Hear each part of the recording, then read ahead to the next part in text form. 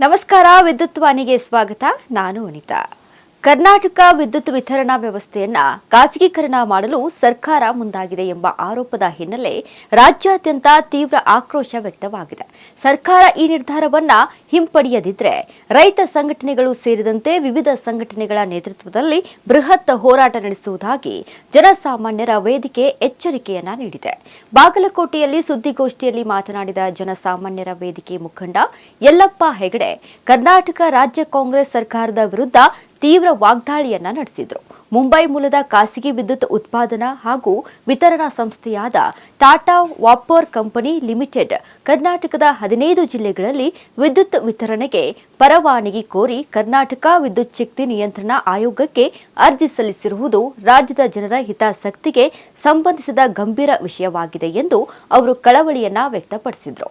ಹೆಸ್ಕಾಂ, ಬೆಸ್ಕಾಂ, ಮೆಸ್ಕಾಂ, ಜೆಸ್ಕಾಂ ಹಾಗೂ ಚೆಸ್ಕಾಂ ಸಂಸ್ಥೆಗಳ ಯಾರೊಬ್ಬರ ಖಾಸಗಿ ಆಸ್ತಿಯಲ್ಲ. ಇವು ಸಾರ್ವಜನಿಕರ ತೆರಿಗೆ ಹಣದಿಂದ ನಿರ್ಮಾಣಗೊಂಡಿರುವ ಸಾರ್ವಜನಿಕ ಆಸ್ತಿಗಳಾಗಿದ್ದು, ಇಂತಹ ಸಂಸ್ಥೆಗಳನ್ನು ಖಾಸಗೀಕರಣ ಮಾಡುವುದು ಜನಸಾಮಾನ್ಯರ ಹಿತಕ್ಕೆ ವಿರುದ್ಧವಾಗಿದೆ ಎಂದು ಅವರು ಆರೋಪಿಸಿದರು. ವಿದ್ಯುತ್ ವಿತರಣಾ ವ್ಯವಸ್ಥೆಯನ್ನ ಖಾಸಗಿ ಕಂಪನಿಗಳಿಗೆ ಹಸ್ತಾಂತರಿಸಿದರೆ ಗ್ರಾಮೀಣ ಪ್ರದೇಶಗಳ ಸೇವೆ, ರೈತರಿಗೆ ದೊರೆಯುವ ಸೌಲಭ್ಯಗಳು ಹಾಗೂ ಸಾಮಾನ್ಯ ಗ್ರಾಹಕರ ಮೇಲೆ ಹೆಚ್ಚುವರಿ ಆರ್ಥಿಕ ಹೊರೆ ಬೀಳುವ ಸಾಧ್ಯತೆ ಇದೆ ಎಂದು ಆತಂಕವನ್ನ ವ್ಯಕ್ತಪಡಿಸಿದರು.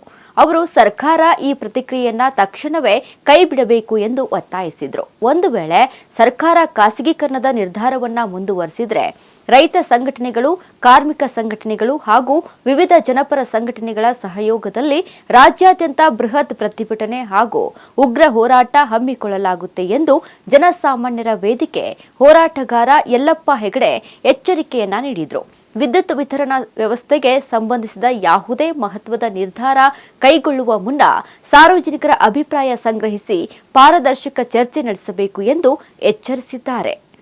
ಇದೇ ತರಹದ ಮಾಹಿತಿಗಾಗಿ ನೋಡ್ತಾ ಇರಿ ವಿದ್ಯುತ್ ವಾಣಿ ಯೂಟ್ಯೂಬ್ ಚಾನಲ್.